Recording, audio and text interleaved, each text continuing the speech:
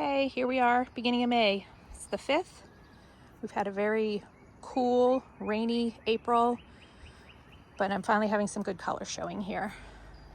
This bed, I finally added some more spring color to complement the bleeding heart. We've got the daffodils. I've never had daffodils before. Those are super cheery.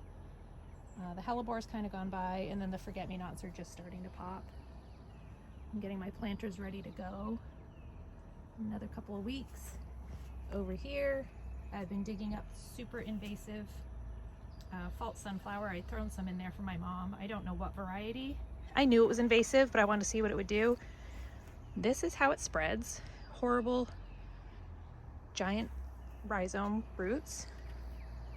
In this bed, I have some hostas that were in pots over the winter. I don't think they fared so well. It's kind of a bummer. My pot's getting ready to be planted. That's still my holding area. Got some sedum to go to my mom's. Honeysuckle looks like it has some good life. This, not that you can see it very well, is Ornamental Pear. It's gonna have pink blossoms. That's getting ready to burst now that it's finally getting a little bit warmer.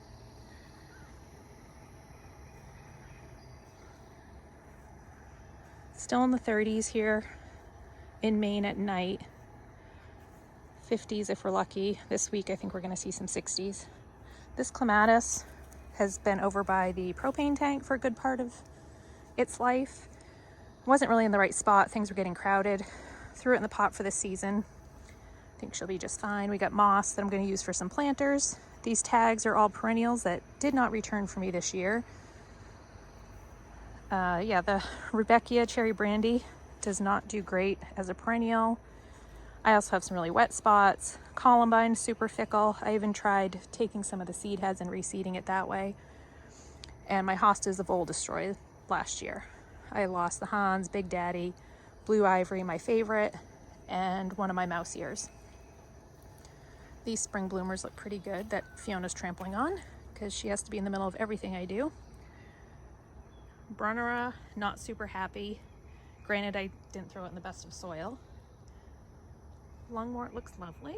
It's coming into bloom. I do want to get the variegated. I mean, this was a free one, so I'm not complaining. But heucheras did terrible for me this winter. I had a stellar year last 2 years. They were gorgeous. This year, all of the crowns were way above the ground, such as this one. And this one's not a favorite, so it is what it is.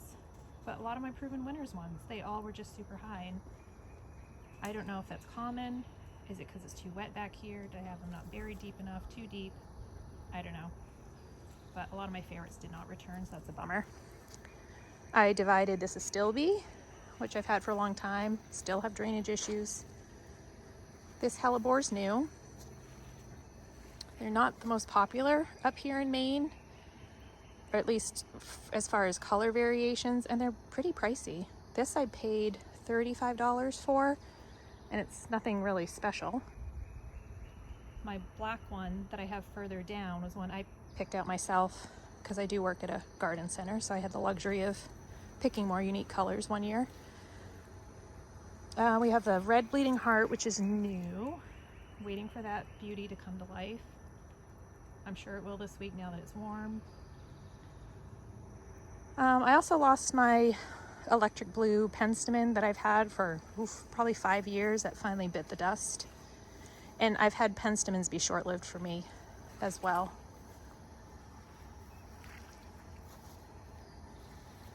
Also noticing slugs have returned. I was checking things out this morning and they've been on the daylily. Not uncommon. My Variegated Iris, which did not bloom for me last year, I was checking that out, covered in slugs this morning. And I do think it's a little bit deeply buried, so I might try to scrape some of that away. I dug up the turtle head. I just didn't love where it was. It was too tall and too much for this border. Virginia Bluebell was new last year. I love how electric their blooms are. And this morning I discovered slugs all over that as well. So that's covered in slug damage, which I fed to my new garden helper, the duck. It was somewhere out here. I have to be out to supervisor when she's out because we have so many predators. These daffs haven't blossomed yet, so that should happen this week. These are my more fun Hellebores. Or should I say this one is?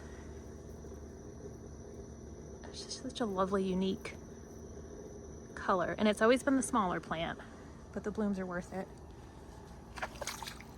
But this pink frost and mahogany snow are the more common varieties around here. And it looks like my cool as a cucumber hosta has slug damage. I'll have to check that one out.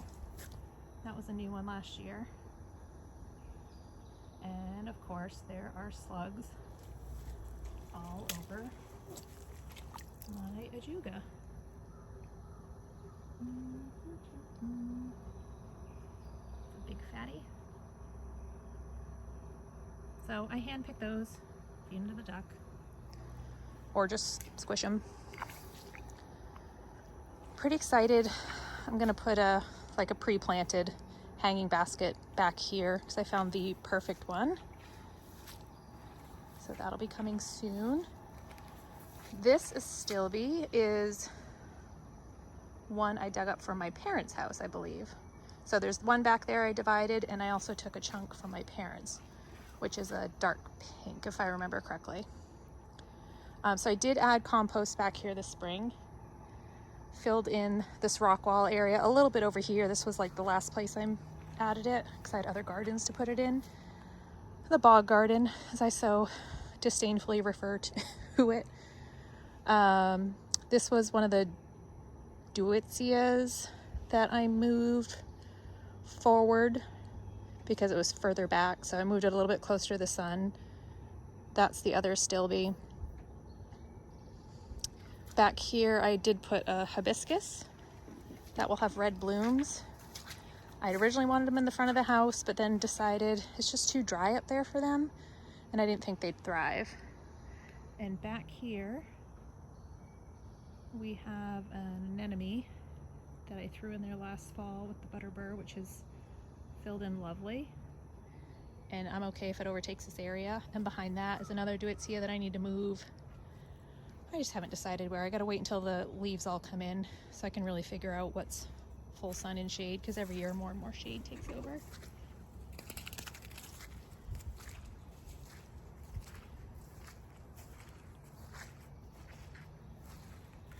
And this was another area where voles had taken one of my hostas. One did survive. This grass is supposed to be perennial. I don't know. This has a little bit of life. I did prune it back. It probably bloomed on old and new wood, but ooh, look at that. There's a baby slug right there. So this clematis is the kind of fuchsia pink one.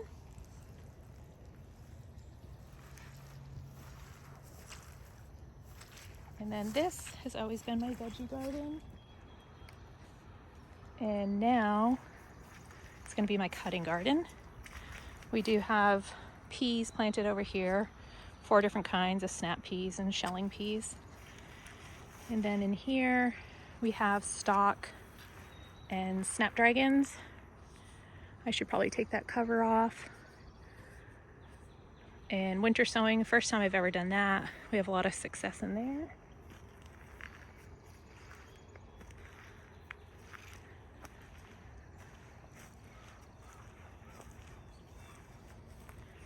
Lilies.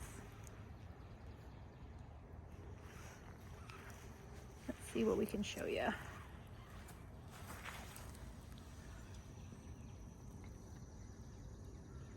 Not too shabby. And the bee balm bed.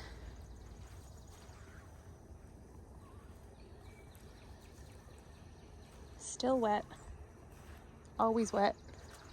Always will be. And then over here,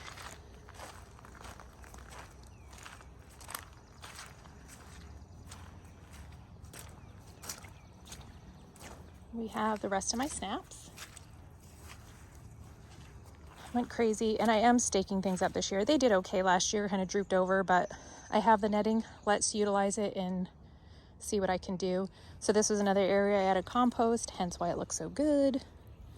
This was more of that invasive false sunflower that was there last summer and spread everywhere, and every day I find little bits more. A couple perennials I've thrown in here. That's the Soldago, I believe it is, goldenrod. And then over there we have 2 clumps of echinops. I divided the one by the propane tank and moved that out and have a new one. I've been calling it a Rhingium forever. They're so similar, but I do believe it's technically the globe thistle. Sweet autumn clematis coming back. You can see it's still really wet over here. And we have the perennial hibiscus, which haven't woken up yet. Hopefully they will. And I did add some straw because it is wet, so any organic matter I can get over here, that's great. This is just duck pen straw. Quick fire is coming to life, so that'll be lovely. And then these are those pink lilies that I got from my grandmother's garden.